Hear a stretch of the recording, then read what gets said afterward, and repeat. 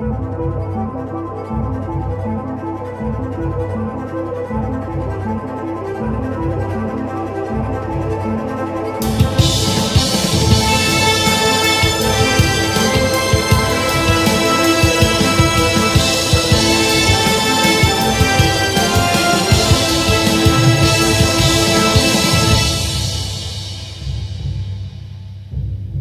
and gentlemen, boys and ghouls, to all of our non-binary friends, to everyone on the spectrum and in between, welcome to another episode of The Shutter Show. My name is Ken Stacknick, and with me, as always, is... David Marlowe. David, how you doing today? Tired, Ken. So tired. You know, buying a house is, people tell you it's easy. They tell you it'll be the easiest thing you'll ever do, buying a house. The market's just where you want it to be. And, nothing ever goes up and down in that particular market. But no, it's been great. Things have been going great, to answer your question. We just got a conditional approval on our first house, or our starter home here in Indianapolis, and we're excited. So we're just awaiting inspection, and we'll see whether or not there's anything in this house that's going to make us go, oh no, we don't want this house. So, yeah. And to all of our listeners, I'm sorry. It's a flip, so you never fucking know. So even on a slab foundation, there could be something going on under there. Yeah, if there's ever been a good reason, in my opinion, for us to have had a little bit of a break between our episodes, you being a first-time homeowner is a pretty good reason. So I'm very happy that we're back now, and we are here to discuss a little movie called Deadstream. Mm-hmm. Ken, no, you were the one that recommended this, and I am so glad that you did, because I think we've been trying to do a couple of episodes on featuring some more bangers than anything. And I know every once in a while when we do, say, not necessarily a Shutter original, but we do one that neither of us have seen before, it leaves us sometimes with not quite enough to talk about to fill the full hour that we want to. Or it's not even that it's not because it's not interesting. It's because that there's not a whole lot of material to talk about, because they don't have a whole lot of interviews, or they don't have a whole lot of making of material. But I am happy to say that the marketing on this film has been spectacular, and there's a whole lot of different interviews that you guys can find on YouTube from this couple of directors, which, by the way, I believe it's Joseph Winter and Vanessa Winter. They are a married couple that produced and directed this. And it's spectacular. Ken, what were your thoughts? Kind of your beginning thoughts on this? Yeah, no, I absolutely loved it. I got whiff of this movie initially because I just kept hearing it getting compared to Evil Dead, and I was like, "Ooh, boy, is that a high bar to clear?" And I am very glad to report that this movie gets the tone and the fun and the silliness and the comedy of Evil Dead almost better than any other movie that I've seen. A lot of other movies, we're going to do the cabin in the woods thing, or we're going to go ahead and we're going to do the Deadites kind of a thing, or we're going to have a schmarmy hero kind of like Bruce Campbell.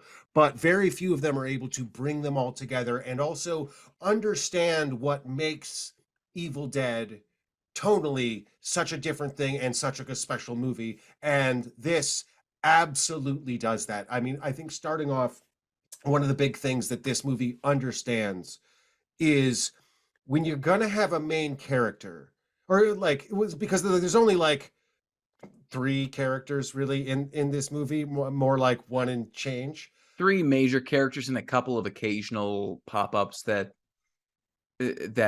submit their videos to the main character to tell him what he should be doing. But when a lot of people start approaching writing a horror movie, one of the things that happens is, okay, a lot of these characters are going to get killed.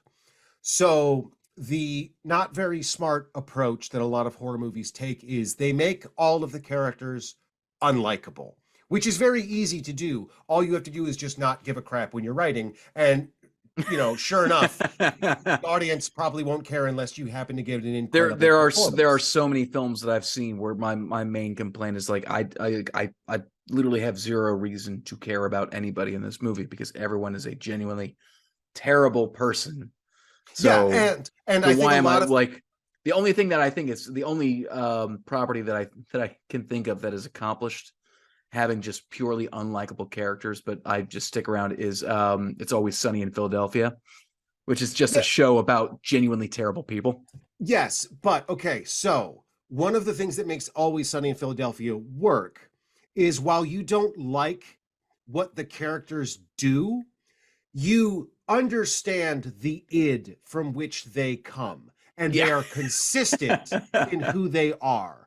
And so while you say I wouldn't make that decision, you might say, but I've always wanted to try, like, I've always wanted to run that far in that direction. And as a result, you enjoy seeing these characters make decisions that you wouldn't, but you're smart enough to know why this is not going to go well. And then the performers and the actors are able to make it funny and interesting in the way that they punish themselves or others and they react to it. And what happens in a lot of horror movies is they end up with a spat of characters who are going to get killed. And so the screenwriter or the producers or the director decide, well, if we're going to root for these characters to be killed, we want you to dislike them. And then you end up with a bunch of movies where you hate every decision every character makes. You hate the characters, and when they die, you're not excited. You're just relieved that you don't have to deal with that person anymore. Now, what Sam Raimi thoroughly understood was with Bruce Campbell and with the character of Ash, you had a character who you found charming and likable, like in a like But also a little douchey, well, like douchey, like you a little smarmy. understand you understand why he's in the friend group, right? But because you don't entirely like him, you are totally fine with watching him get the ever loving shit kicked out of him. And that's what this movie totally gets. Because again, you're not rooting for the character to die a horrible death and to be gone. You are rooting for this character to just get the shit kicked out of him, which is a very much a Three Stooges thing, which, surprise, surprise, one of Sam Raimi's favorite series of movies. And none of the Three Stooges are likable characters, but you Yeah, like watching them all abuse each other. And that's what Deadstream gets absolutely right. it's You it feeds love this main so character just getting the shit kicked out of him by demons and himself and bad decisions, but he's pretty charismatic and he's pretty fun. yeah. Well, And so when he it's like boots at it's rallies, yeah, you're there what for if it. you took the guy from the controversy of from I'm sure you've heard of the whole Try Guys Yeah. controversy where I'm not gonna walk through the whole controversy or anything, but it's like seeing that guy trying to redeem himself by throwing this whole stunt and then just watching it all play out. Like, yes, sure, you're going to enjoy watching the guy get the shit kicked out of himself as he just tries to beckon for views, which I will say, like, this film does such a these filmmakers do such a great job at nailing the theme of the YouTube streamer, or more like just the YouTube host of do like who has the gimmick that he goes to his he puts on his weekly videos, and I like the format in which they have put his channel in, because we watch my wife and I, like, I watch so many different I watch YouTube more now than I actually watch Netflix or any other streaming channel, just because there's a lot of great content out there, and there's I kind of watch it more for the personalities, and they seem to have really gotten a grip on the look of his channel, which kind of reminds me a little bit of yeah, sort of like the Try Guys, or the guys from Watcher who do like Puppet History, and they also do like the Ghost Hunter shows. Good Mythical Morning, those kind of guys. they took those personalities and they just made it they make them a little less likable to the point where you're like, you know what, I could watch this person get terrorized by ghosts for 80 minutes. This would be great. Um, It's not even I would say that they're less likable. They're just they are just on the always sunny side of, man, this isn't a good idea. I don't think you should be doing this, but let's not I am send you okay. down the a river trying to reenact Moses as a Moses. baby. Yeah, exactly. No, there's a thing, and like, and this character is not, he's not Logan Paul. You know what I mean? He is not Yes, he a is. He's character that not you so hate. unlikable. Yeah, it is somebody that you find kind of fun and charismatic, and you give him credit for facing his fears, and you give him credit for doing these crazy things, even if sometimes that's, Even if he attacking. occasionally pulls a Logan Paul and goes into a suicide forest.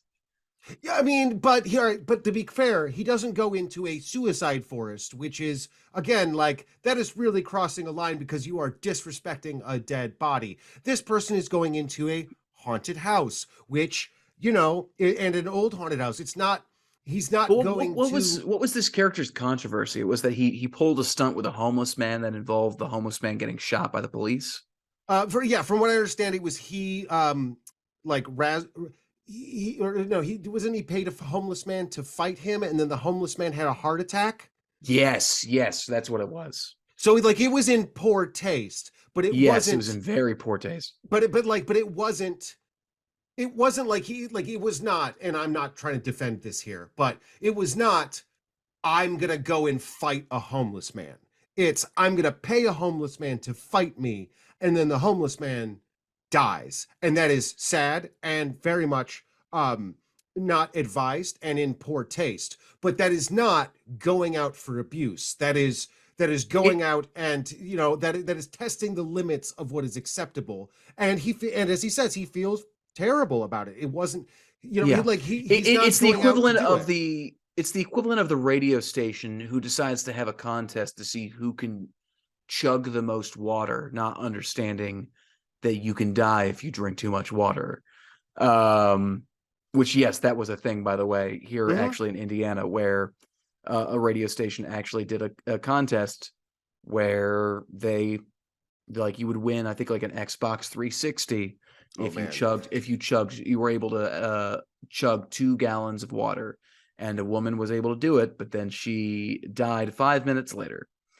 Um, so it's just not understanding the moral and legal ramifications of pulling a stunt like that. And this is just kind of the person who doesn't think through the legal ramifications and the moral ramifications. And now you get to watch him be terrorized by demons in Yeah, this so haunted actually, house. so David, why don't you tell our listeners at home what Deadstream is about in broad strokes? Okay, Deadstream is about a character named Sean Ruddy, who, in an attempt to redeem himself from cancellation on his YouTube channel, decides to hold a full 24-hour um, streaming sensation in a haunted house to conquer his fear of ghosts, to which then the audience is an active participant. All the while, turns out that the haunted house is in fact actually haunted, and that ghosts from hell, particularly Testy Ghost, has tricked him into signing a deal, and now all of a sudden he has to decide whether or not he goes through with the whole night, or whether he quits and doesn't collect any money or redemption. Yeah, I think that's a pretty good Yes. encapsulation of what happens in the movie.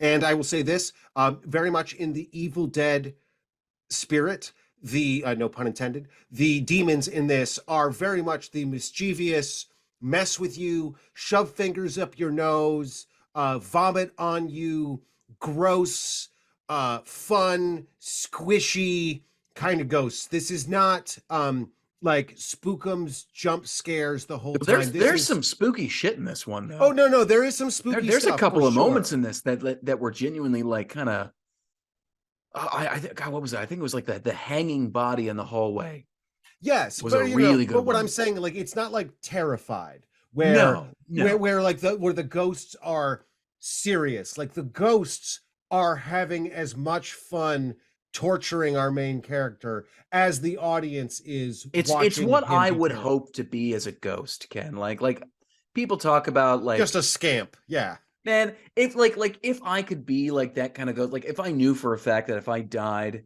and I was going to be able to haunt something like a fit, like not just like a, oh, I'll just a slight breeze will blow this door closed.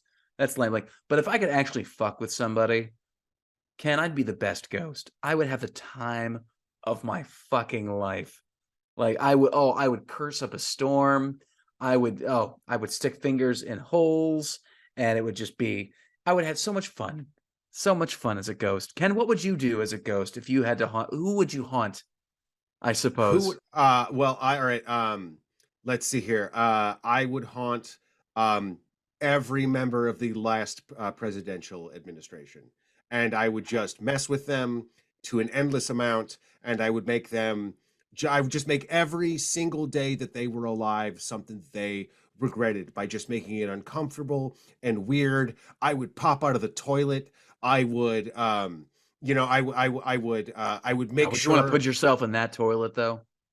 Well, no, like so you pop out of the toilet, and because let's be clear, these are fancy rich people. Those toilets get cleaned pretty regularly. So like and mind you, They you're don't already flush though. dead. The way that most toilets are supposed to flush, Ken. Well, no, they do flush. They Terrible just flushing. They you just just don't have to flush flush. documents. Well, they just have to flush 10 times, which also it is wild that like a building that has like 14 fireplaces in it, this guy was flushing shit down the toilet. But that's not what we're here to talk about. Yeah. We are here to talk about Deadstream. And again, how much fun this is. I this movie made me laugh, it made me squeal, it made me writhe in delight. It was gross, it was spooky, it was tons and tons of fun in the same way, and without being overly bloody, without being like, it's a wet movie, but it's much more like Not too wet. squishy. It's much more squishy and gross than it is like horrifying and like it's not. I'm not scarred by any Yeah. scene in this It's movie.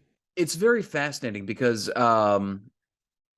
Joseph and Vanessa Winter, when they were making this, I think they went from it as from the concept of like they wanted to do like a do-it-yourself horror movie in the state of Utah.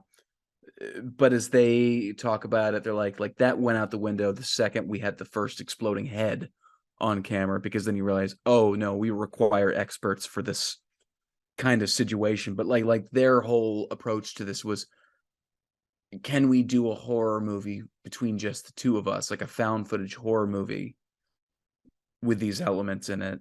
And it started that way, and then I think, but I think they were able to accomplish a very minimal amount of budget and effects. I will say that the practical effects are absolutely spectacular. But yeah, no, it was very self-contained. This is also one of those movies that was shot um just before, if not around the pandemic. I think it was the shooting was during 2020.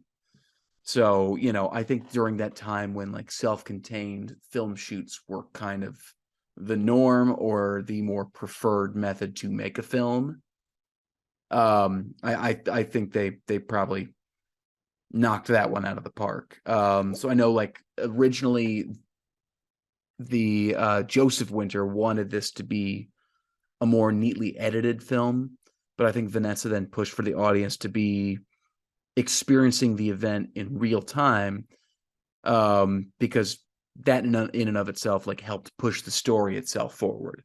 There was no reason to take a pause.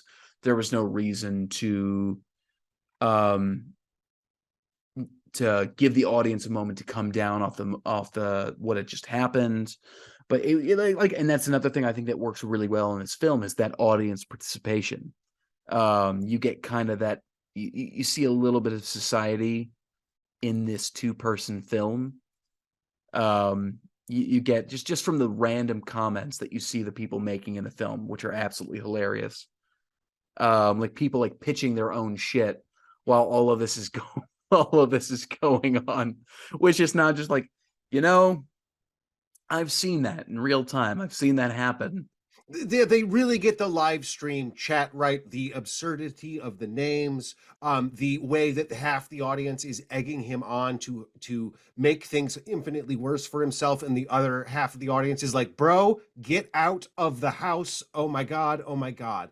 They do such a great job of motivating all the edits about making the reality of the found footage make a lot of sense. This is something that's being shot in real time. It's being edited in real time. The cameras are there and will pop up, um, like because they're motion controlled, or like are motion activated. But there's no reason to cut to them otherwise. The other thing, speaking of like if they shot this 2020 during the pandemic, so one of the things is somebody who's done some productions that were like 360 VR stuff. One of the big problems with doing any kind of shooting like that is, where does the crew go? Like, how do you monitor what's happening if the character is running around the house and you can see in almost every direction? And the way that this is shot is our main character has like a forward facing GoPro camera, and then he also has a GoPro camera that is facing towards him, which more or less Or is you have a like, spear cam or like, and he has other cam. where the ghost is holding the camera. Yes, but the point is that for most of the shooting, there is no sitting right behind the camera so the directors can see what's going on. So like, how do you monitor what's going on? The movie that we shot was all done in a spooky hospital, and it's the only time where we'd like roll and slate, and then like everyone would run away from the set, and we were literally like, we weren't watching monitors, we were watching more like security cameras that we had like mounted in various places around the set. So not because they were in the movie, but just so we could see what was happening. And that, like, so part of the shooting of this is managing, how do you shoot a movie where your main character is running around with these two cameras on, and where do you hide in between takes? Like, there are times when you can see the timers on the GoPro don't Oh yeah, make and sense. these are action cameras too, like where like a sharp turn of your head can completely cut out the feed. But like also too, like the playback on cameras like that, it takes a while. Yeah, no, So exactly. like they were talking about like how like they rehearsed a lot for this, but they ended up actually doing a lot of takes because just the technology itself isn't quite, it's not there where you can rely on them. Like the playback's really, yeah, the playback's really delayed. You'd have to, yeah. So like things like whipping their head too fast to the side would cut a camera, and then they would just find themselves battling the technology a lot. Well, like, so Where like if you watch a movie like Hardcore Henry, right? Where like the whole point is, crazy movie. crazy movie, but like, so the whole point of that is that's one forward facing camera, right? Mm-hmm. And Yep. then and then if you look at the behind the scenes, he's got like a helmet on because he has to be able to see. The camera has to be where that is. And then he's wearing like a backpack full of batteries and wireless transmitters and all sorts of other stuff to support the making of the He could film. not skip leg and back day. No, not at all. And but more importantly, the camera is only facing in one way. So if you are saying like, "Oh, run down that road in that direction," you can just put the crew behind him and he just can't turn around. But when you have a forward and a backward facing camera, and you don't want to, and again, you're not being able to stream in like, you're not able to stream the video live in like in a way that you can with like a Terra deck, or with the one of the red cameras, or the Aries. Like, you don't want to love the take and then get like start looking at the footage and realize, oh, there's the whole crew in the corner, because the compression that comes with these action cameras is not something that's going to be allowed, that it's going to make it easy, cheap, or pretty for you to be doing rotoscoping or any kind of heavy post like effects. This is much closer to what you get in the camera is what you're going to get. You can do some, but you are not talking about a thick file where there's going to be a lot that you can fix in the grade, or you're going to be able to pull plates that you'll be able to comp things in and make it look okay. This is much closer to putting on like a live haunted house kind of a vibe. Mhm. And the It's a great what thing, you see is what you get kind of thing. exactly, and because this film mostly is one character and is written as one character, not four people running around at separate times, like you are like from a COVID standpoint and from a small crew standpoint and from a social distancing standpoint, this is exactly the kind of movie that that you can take advantage of the problems that you are having because of the real world around you. You know, as opposed to Mhm. having to apologize for the fact that you're shooting during a pandemic. It's like, yeah, it's one guy running around a house and we're all downstairs and we've got our masks on. And then we can go upstairs and we can reset and change stuff, but everybody can kind of keep their distance and do their thing. And yes, we have to do testing, probably extensively for our main actors, but and like maybe the directors and or the ACs who are going to have like direct contact with the crew member, but you're not going to have to do it with everybody who's around all the time because the nature of what you're shooting is distance based. And that's actually one of the other things that I wanted to talk about. Was I was so impressed with just the production of this, in the fact that they like this is truly kind of uncharted territory. This isn't faking found footage, which is mostly what you get with found footage movies. This is kind of doing a what you see is what you get. It's much more staging a haunted house. It's much more putting on screen what the character is kind of going through, and that creates a bunch of challenges that you don't learn about in film school. That creates a bunch of challenges that you can't just read a book about. It's a bunch of, well, we want to do X. How do we do that? And then a bunch of people get together, think about it, and come up with solutions. And in this particular case, I think they absolutely knocked it out of the park. And then now, Ken, as somebody who's currently now like you're sort of you're going back to your film school education now, and you're actually working with a lot of film students and helping them develop their own improvisational skills on set. Like how have you seen this? How does this movie go into that a little bit? Like what have you taken from this? And have you actually talked to any of your students or any of the people that you've worked with over at this school? Which school was it? It was The San Jose State. yes. Um so have you been able to talk to anybody in your classes about this, or have you been able to implement this?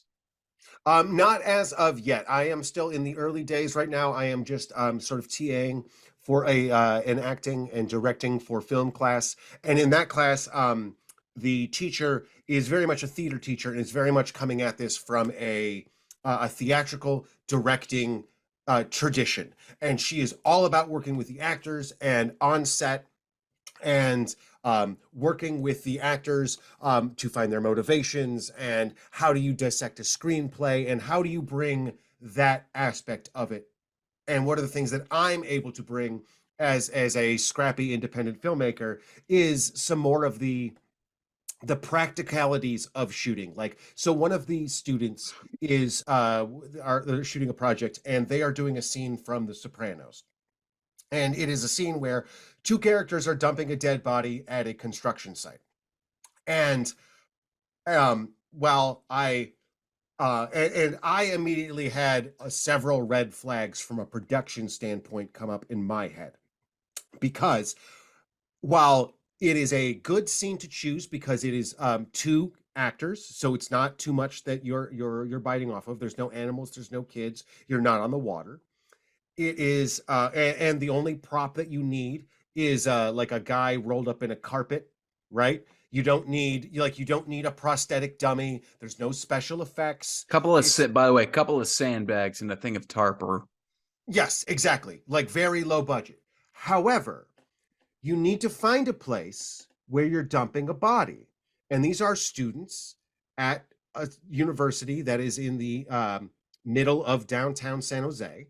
And you're not, so you can't go to the docks or the beach because we don't have those here. That's not, an hour and change drive away. If you do go to the docks or the beach, you are looking at going to a public beach or public docks, which not conducive for dumping a body because there's people around and you don't have permits to shut things down. If you are going to the docks or the beach, you're going to have all of the wind and problems that go with being near the ocean. And if you're going to do as the screenplay says, and you're going to do it like at a construction site, my thing is, does your uncle own a construction company? Because for insurance reasons, they're not going to just let you go and visit. And because people steal stuff from construction sites, you are not going to be able to do this, like skeleton crew, guerrilla style, without the without cops showing up. the cops or at least a security guard telling you, you get the hell out of here.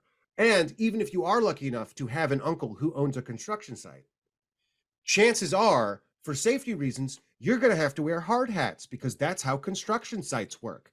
And Nobody wants that liability charge. well, nobody wants that liability charge. And so you're seen as two gangsters dumping a body with hard hats on because they're concerned for the legality of safety laws. All of that to me is a bunch of reasons why. Well, and I have not seen these students the results yet, so fingers crossed and prayers that it works out for them and they figure it out. But it brings up a whole bunch of production issues, and one of the things that this movie, I feel, does is it backs into the resources that that you have and you can pull off. So in this case, with COVID, you don't want a bunch of people. You don't want a bunch of people around because that just multiplies the amount of testing that you have to have, the amount of COVID safety officers that are there. And instead, you just need to find a dilapidated house. Fine, that's relatively easy to do. Not one so dilapidated that it's going to be a safety issue. Well, But they actually, and this was, I think the house itself is a historical home, but like they actually had to bring in a crew to support the second floor because it was so dilapidated. And I think the carpenter who was actually putting the beams in to support that second floor, and they of course they had to dress the set a little bit, but outside of that, like it was all they had to do some structural carpentry work, which is where a lot of the budget went. And but I think this is actually a historically haunted house.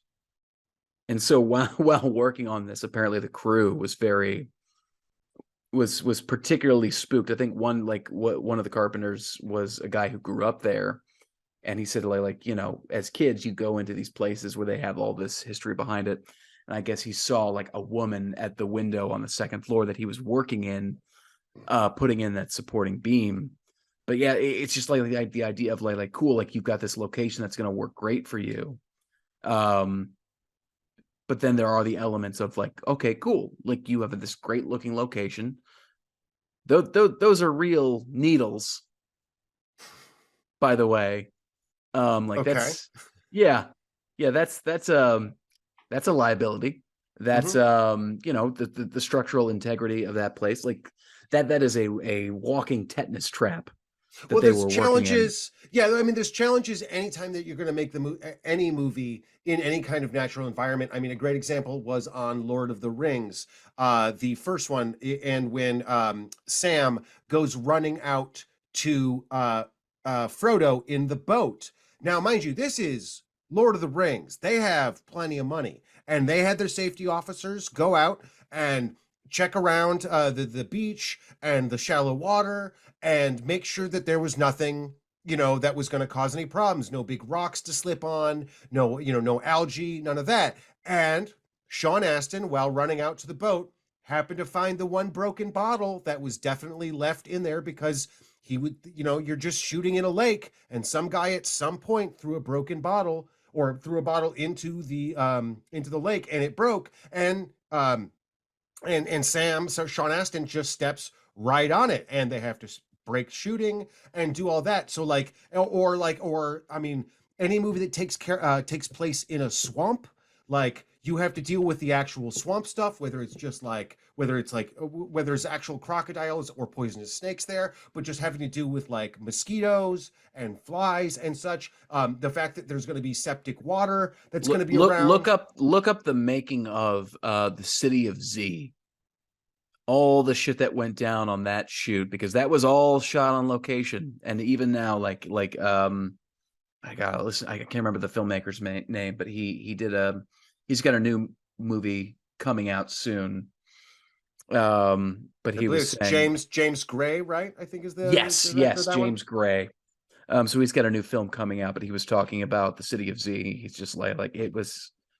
You run into these issues, kind of like the island of Dr. Moreau. Like you are at the mercy of the island elements and Hmm. the tropical elements or the rainforest elements, and it's just nature's never gonna give you a break, Yeah, which no, is I mean that's why most of the time, like a bigger Hollywood studio will go and shoot in a stage, and they will make like so all the swamp stuff in Lord of the Rings. They built on stages a hypoallergenic swamp that looks like a swamp, but has cycling water and fans and lots of stuff to make it as safe as humanly possible because shooting unlike in the an actual swamps in swamp. the Empire Strikes Back, which after shooting that thing had so much bacteria in it that it was becoming risky for um the crewmen, for the camera guys to like submerge themselves above the waist Yeah. in that Well, water, yeah, because that bacteria gets into places.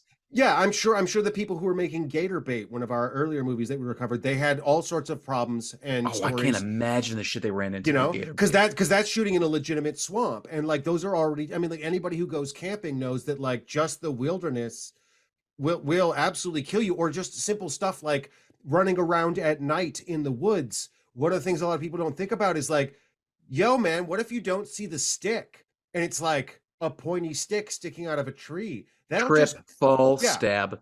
yeah, exactly. And so, yes, this movie, shooting in a dilapidated house, there are the restrictions of, how do we, make this structurally Yeah. sound? But Blair Witch also, Project yeah, could have ended very badly.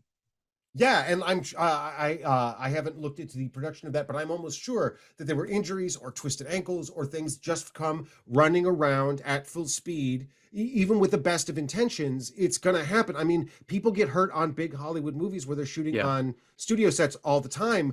No, or not all the time, but just because when you are trying to go full bore, it is very easy to slip and fall and just have an accident, especially when cameras are involved and you're trying to be in that moment and not and you're trying not to think about the fact that you're on a film set and you're doing this thing. You're trying to be there as an actor, and it's very easy to just to hurt yourself. I mean, that's what happens a lot of times when stunts go bad, when actors do their own stunts, because they just like they know how to fall, they have pads on, but a stunt person goes to school to learn how to fall, so their natural instincts are to fall the right way, because a lot of times your instinct is just to break your fall, and that is a lot of times how you break your wrist or you break your elbow, Or or you even crack your worse. tailbone. We're always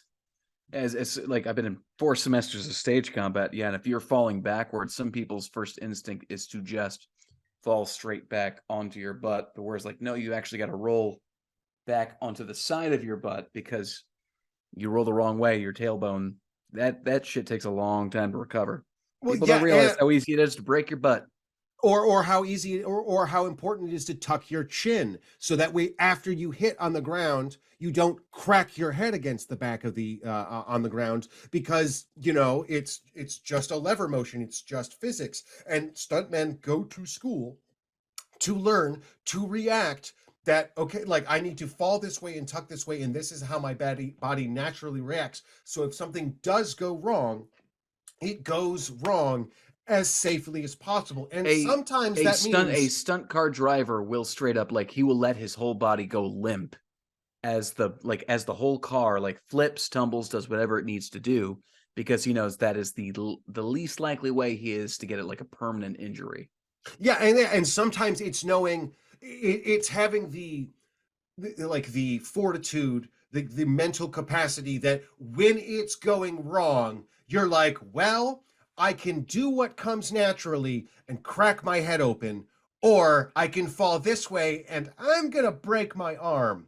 But breaking my arm is a lot easier to heal than breaking your skull. And like that's why stuntmen are stuntmen, and that's why they get paid lots of money, because like they have contingencies and backups. And then also part of the reason that you hire stuntmen is if something goes wrong and your stuntman breaks his arm, his leg, his finger, cracks a rib, your actor is still around and you can keep filming. And I know it sounds mean to say like, And oh, but we have to keep filming the movie, but like you only get a couple of weeks to shoot the movie, and if you lose your star for a couple of days because of a hairline fracture in his hand, those are days that you have to either make up afterwards or you don't get back, and that is just a loss. I've gotten to I God, what was it? I was on the set of The Last Ship, a show on TNT, Mm-hmm. and I returned for like I was on that set for like 2 weeks, and there was an intricate scene that we were doing where the main base is completely invaded and there's a bunch of pyrotechnics and everything, flying debris every which way, and I do have like a little bit of just light stunt training, but I am not certified in any way. Like, so while all this action is going on, I do mild falls and leaps even there, but like because I was not a certified stuntman, there's literally like there's one crew guy's like, hey, you don't have to, please don't do that. Because that is, if something goes wrong, that just halts the shoot for such and such amount of time. Please, for the love of God, please don't do that. They I had a kept the friend shot though, so it worked out great. I had a friend who was shooting a basketball scene for like no stunts, nothing crazy, just she went to go do a layup and landed on her foot wrong and ended up in a cast for like 6 weeks. You know, just in the way that like, anyone playing basketball, pick up basketball with your friends, that can happen. And all you need to Yep. do is land in the wrong way. And now, and mind you, she was background on it, so it didn't bring the set, like the entire shoot, to a halt, but like they had to stop because and then she's not in the scene anymore and she hurt herself playing pretend, And and and that's then and that's there's the continuity of it. You can no longer yeah. have this one person. Yeah, so like, and mind you, that's not doing anything dangerous. That is just doing something normal. But shooting a horror movie, especially where you're supposed to be terrorized by ghosts, and also I want to say the the terrorizing acting in this is so much fun. The screaming, the being shit, like the being pants shittingly scared, the being kind of a big pussy about it is one of the funnest parts of this movie. The main actor has no problem making an ass out of himself, for the purposes Oh, of the he's movie and the he's so character. good at being the person that everyone wants to punch. Absolutely. Like he's and like he does like I don't know, he when he's talking about just the character, he's like I needed to perfect the type of yell that he did. He's like obviously this is not how I actually yell because he's just like he just has the douchiest scream that you could ever hear on I mean, yeah, film. we're talking about a character who, on multiple occasions, gets afraid of a ghost and then runs and hides underneath a blanket, as if that's going to do anything. Like In a that's closet in the same yeah, haunted house. yeah, that's how a child reacts. But it's so fun.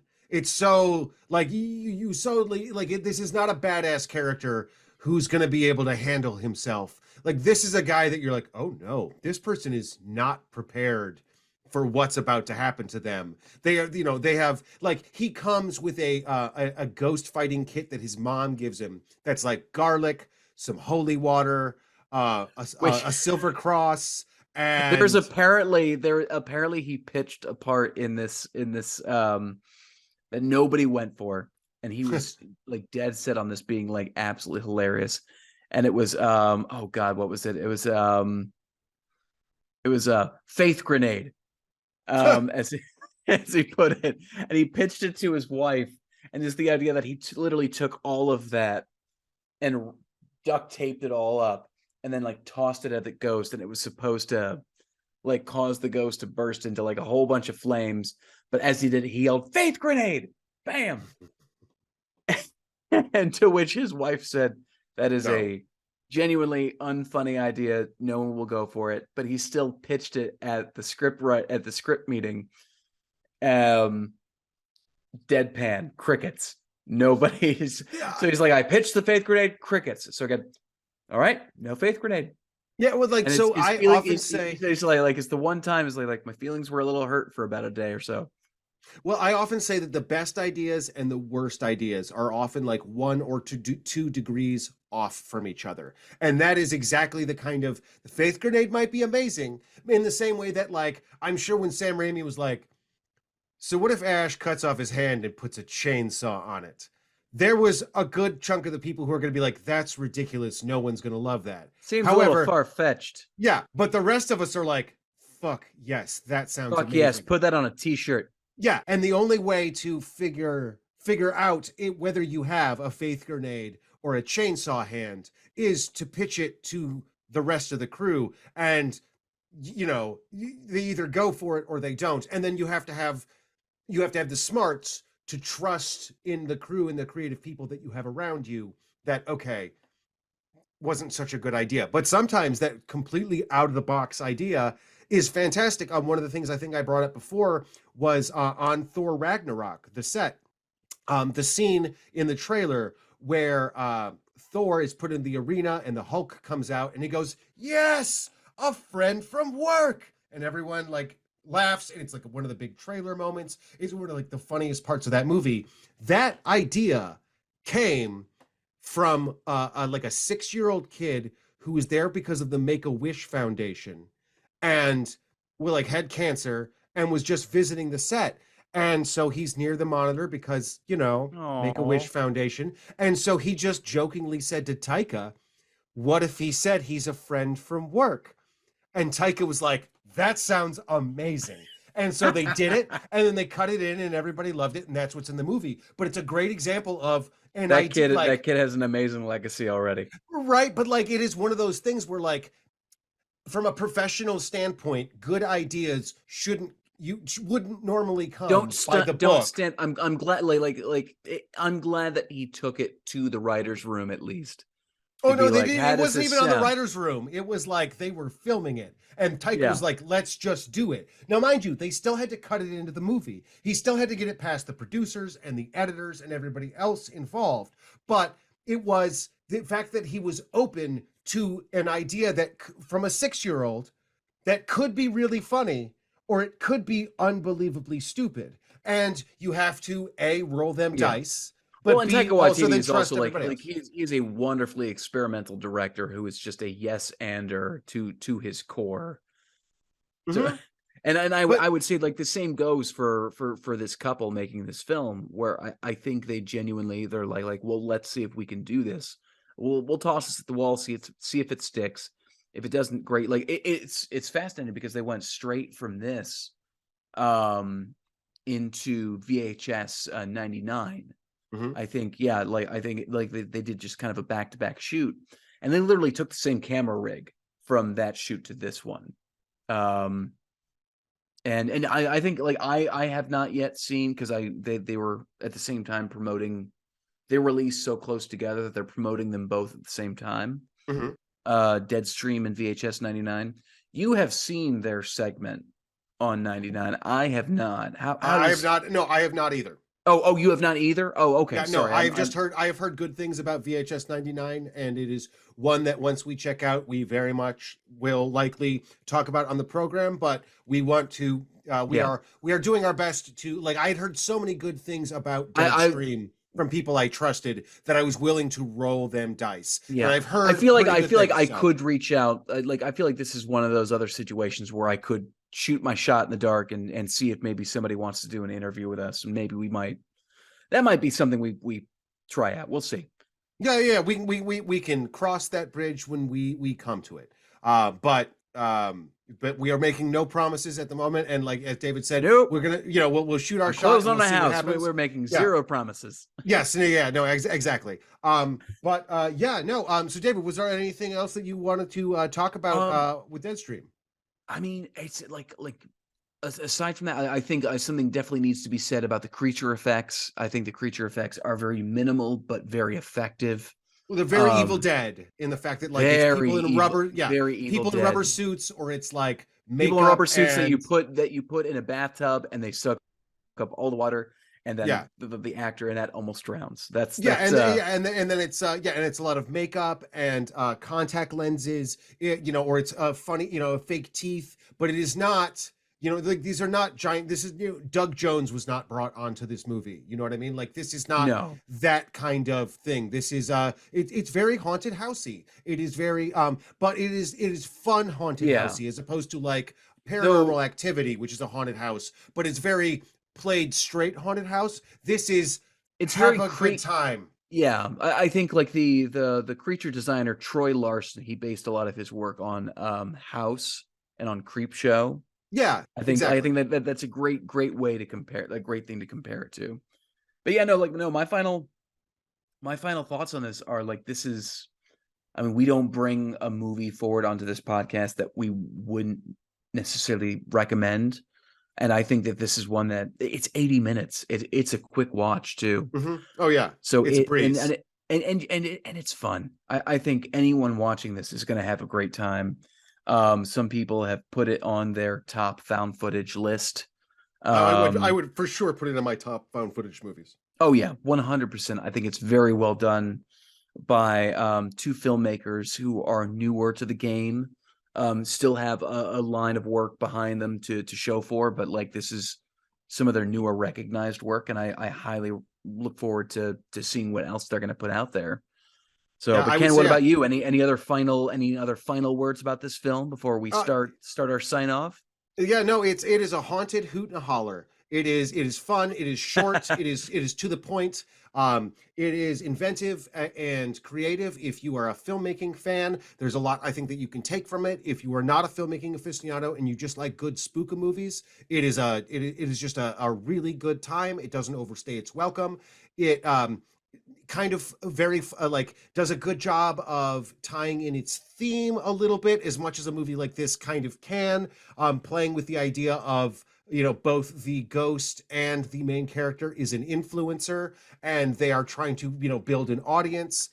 There's just a lot of fun going on, and so yeah, I cannot recommend this highly enough. It was one of my really great discoveries of this year. Yeah. I do like how, like, one more I will say is that I do like that they take kind of a barbarian approach to it, where you think that the film is trying to redeem this character, and at the end of the whole film is just like he thinks that through this experience he's redeemed, and then turns out, no, bro, I'm sorry, like you need more time than that to Mhm. come out a better person, and I'm sorry, you're still a piece of shit, Yeah, no. and you're dead. Uh, it's which have you seen Barbarian yet? No, that is on my Oh, very short I'm list of so things to. sorry. I'm so sorry, No, but no, no, that no, no, no, no, no, you're fine. Don't tell me anymore. But it's on my short list to see soon. it's so good. That God, God. Ken, you will appreciate so much about that film. Anyway, but yes, no, highly recommend it. Now, Ken, where can the lovely people find you? I'd like, is your Twitter still up and running, or has Elon Musk banned you? I still have a Twitter. I have not been banned yet, although my screen name currently is Elon Musk has a tiny deformed penis, or sorry, tiny misshapen penis, and I have decided that It's I'm going to shaped go. like a tiny Tesla. Yeah, I have decided that I'm going to go down with the ship. If Twitter is the Titanic, then I'm going to spend my final days picking up pieces of the iceberg and whipping them at the captain. You know what? I'm going down. I'm going down with this baby. But you can find me at Ken Stacknick. You can find us at Shutter Show. You can find me on Instagram at Ken Stacknick. You can email us Gmail at Shutter Show. But also, really briefly, before David, with your pluggables, we should say that the next episode that we're doing, which hopefully will be next week, depending on how the buying of a house goes, we are going to be Yep. doing an absolute banger of a movie. One of my favorites from the recent last 2 decades, The Descent by Neil Marshall. It is. It Yes. is. It is. Oh, I'm so excited to be talking It about it. is it David, is chef's kiss of absolutely. creature features. It's so much fun. David, where can the good people find you at home? Oh god. Well, you can find me on Instagram, where I host our page at Shutter_show, where you'll find our announcements on the episodes coming out, where I will occasionally post the humorous horror memes and such. I'm not great at the whole technology behind Instagram. I'll figure it out one day. You can also find me on Instagram at underscore DW Marlowe, where I get up to my regular musings, everyday carpentry stuff, and the occasional fun, charming moments with my wife and puppy. But yeah, that's about it. Ken, Yeah. anything else from you, good sir?